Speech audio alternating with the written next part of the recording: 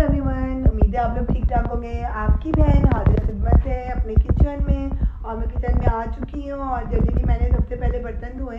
बर्तन धोने के बाद मैं अभी बनाने वाली हूँ कढ़ाई, वो भी चिकन की।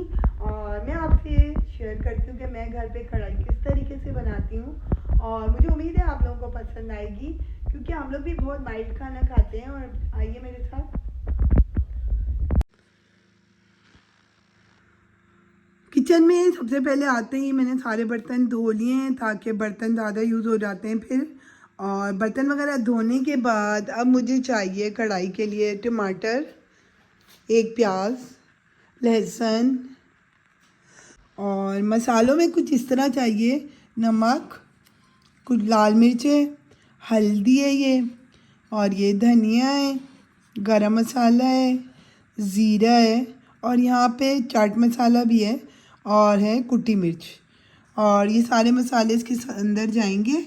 और ये रहा हमारा चिकन कढ़ाई कट में बना हुआ है, और इस सबको हम बनाने वाले हैं इस कढ़ाई में। और चलिए मेरे साथ।